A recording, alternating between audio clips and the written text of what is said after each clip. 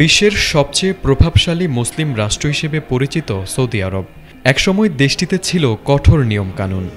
গোপনে নাচ গান থেকে শুরু করে নারীদের পোশাক ও সামাজিক আচরণ সবকিছুতেই ছিল কঠোর নিয়ন্ত্রণ। কিন্তু সাম্প্রতিক বছরগুলোতে দেশটিতে পরিবর্তনের হাওয়া লেগেছে। সেই পরিবর্তনের ধারাবাহিকতায় প্রথমবারের মতো মদ বিক্রির অনুমতি দিয়েছে সৌদি সরকার।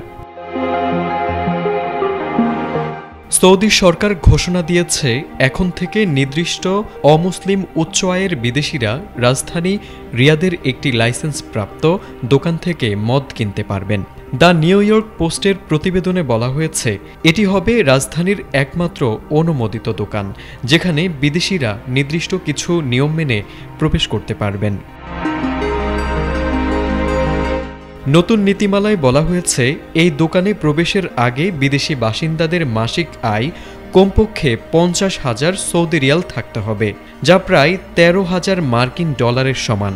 পাশাপাশি প্রবেশের সময় তাদের বেতন সনদসহ পরিচয়পত্র প্রদর্শন বাধ্যতামূলক।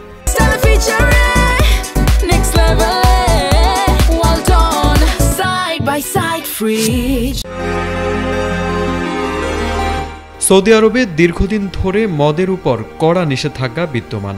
তবুও সাম্প্রতিক এই সিদ্ধান্তকে দেশটির চলমান নীতির আরেকটি গুরুত্বপূর্ণ পদক্ষেপ হিসেবে দেখা হচ্ছে।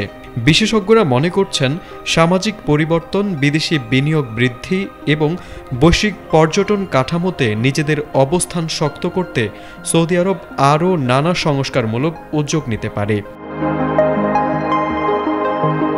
তবে প্রশ্ন উঠছে, একটি ইসলামী রাষ্ট্রের এত দ্রুত বদলে যাওয়া কি মুসলিম বিশ্বের মূল্যবোধে কোনো অস্থিরতার ইঙ্গিত দিচ্ছে? অনেক ইসলামী গবেষকরা বলছেন, হারামকে বৈধতার পথে নিয়ে যাওয়া শেষ যুগের আলামতের সঙ্গে মিলে যায়।